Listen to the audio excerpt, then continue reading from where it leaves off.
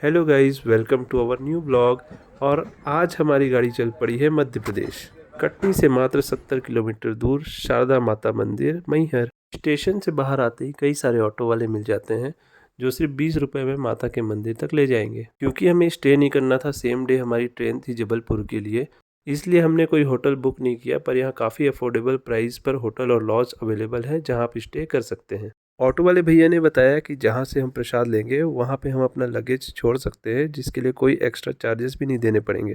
तो अपना सामान पूरे सेफ्टी के साथ भैया के पास छोड़कर माता का प्रसाद और श्रृंगार लेकर हम निकल पड़े मंदिर की ओर, जो यहाँ से सिर्फ आधा किलोमीटर की दूरी पर है। ऐसी मान्यता है कि देवी सती के गले का हार यहाँ गिरा था, जिससे इसका नाम मैहर पड़ा, यानी मैया का हार, जो कि सिद्ध शक्तिपीठ है। यहाँ हजारों श्रद्धालु प्रतिदिन दर्शन करने पहुँचते हैं।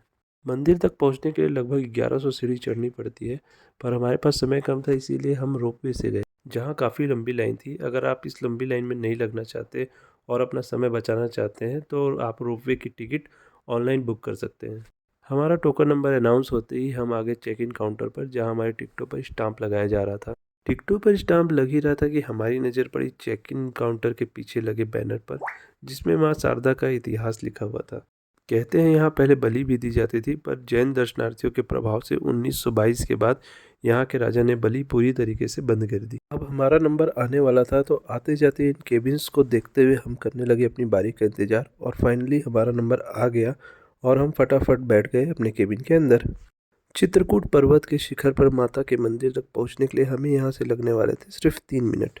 ऐसा माना जाता है कि इस मंदिर की खोज आल्हा व उदल दो भाइयों ने की थी। आल्हा की 12 वर्ष की तपस्या से प्रसन्न होकर माता ने उसे अमृत प्रदान किया था, और आल्हा मध्य रात्रि में आज भी यहाँ पूजा करने आते हैं, इसीलिए किसी भी श्रद्धालु को मध्य रात्रि में प्रवेश नहीं दिया जाता।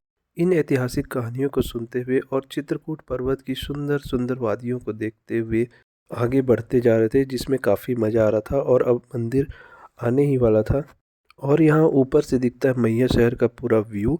लोकल लोगों से हमें ये पता चला कि माता पूरे शहर को यहाँ से देखती है और हमारी रक्षा करती है। ऊपर पहुँचने के बाद भी हमें टिकट को संभाल कर रखना होता है, और ऊपर पहुँचकर हम चले गए मंदिर की ओर, क्योंकि काफ़ी लंबी लाइन लगती है।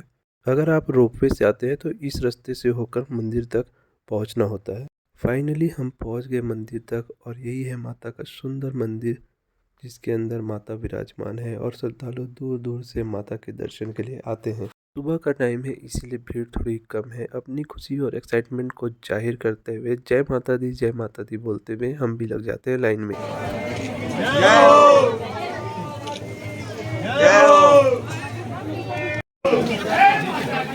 माता दी, जय माता दी, जय माता दी, जय माता दी। बहुत ही जल्द माता के दर्शन होने वाले हैं, आप भी देखिएगा माता का दिव्य स्वरूप। शारदा भवानी की जय हो। बाहर आकर हमने कुछ फोटोग्राफ्स ली, उसके बाद हम निकल गए जबलपुर की ओर। मैहर से जबलपुर आने में 1.5 से 2 घंटे लगते हैं, और हर आधे घंटे में ट्रेन या बस आसानी से मिल जाती है। ट्रेन जबलपुर पहुंच ही रही थी, इतने में हमने ऑनलाइन बुक कर लिया होटल, जो कि रेलवे स्टेशन से वॉकिंग डिस्टेंस पर था। होटल से रेडी होकर हम निकल गए कचनार सिटी शिव टेम्पल की ओर। रास्ते में ही हम कर रहे थे नेक्स्ट डे भेड़ाघाट जाने की प्लानिंग, जहां खूबसूरत धुआंधार वाटरफॉल और मार्बल रॉक्स है, जो कि हम नेक्स्ट व्लॉग में कवर करेंगे। तो हम पहुंच गए कचनार शिव टेम्पल, और आप भी अगर यहाँ आने का प्लान कर रहे हैं तो मेरा सजेशन ये है कि आप शाम के समय आइए, क्योंकि जो यहाँ कलरफुल लाइट की डेकोरेशन की गई है उससे ये मंदिर और भी खूबसूरत दिखता है। मंदिर के बाहर ही आपको प्रसाद, फूल और बेलपत्र चढ़ाने के लिए मिल जाते हैं, और जूते चप्पल रखने के लिए रैक बनी हुई है। तो चलिए अब आपको भी दर्शन कराते हैं इस भव्य 76 फीट ऊंची प्रतिमा के। शिव जी की प्रतिमा के चारों ओर खूबसूरत गार्डन बना हुआ था, जहां आराम से हम बैठ भी सकते हैं। यहाँ काफ़ी पॉजिटिव वाइब्स आ रही थी, तो हम बैठकर कई देर तक शिव जी की मूर्ति को निहार रहे थे, जिसे देखकर काफ़ी सुकून मिल रहा था। शिव जी की यह प्रतिमा एक गुफा के ऊपर बनी हुई है, जिसके अंदर भी हम चल के देखेंगे कि अंदर में क्या है। गुफा भी सिर्फ सुबह और शाम को ही खुली रहती है, दोपहर में बंद रहती है। तो चलिए अब चलते हैं गुफा के अंदर और देखते हैं कि गुफा में क्या है। इस गुफा का स्ट्रक्चर रियल गुफा के जैसा ही है, जो कि रियल गुफा की फील दे रही थी। इस गुफा में सभी 12 ज्योतिर्लिंगों की स्थापना की गई है।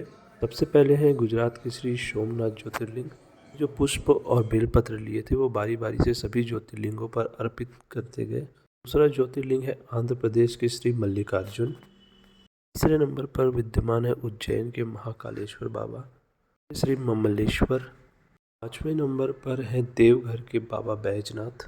छठवें नंबर पर पूना महाराष्ट्र के भीमा शंकर। सातवें नंबर पर है तमिलनाडु के श्री रामेश्वरम, जिनकी पूजा भगवान श्री राम ने की थी। 9वें नंबर पर विराजमान है द्वारिका के श्री नागेश्वर। 9वें नंबर पर काशी विश्वनाथ बाबा के दर्शन के बाद 10वें नंबर पर दर्शन किए श्री त्र्यंबकेश्वर और 11वें नंबर पर बाबा केदारनाथ के दर्शन किए।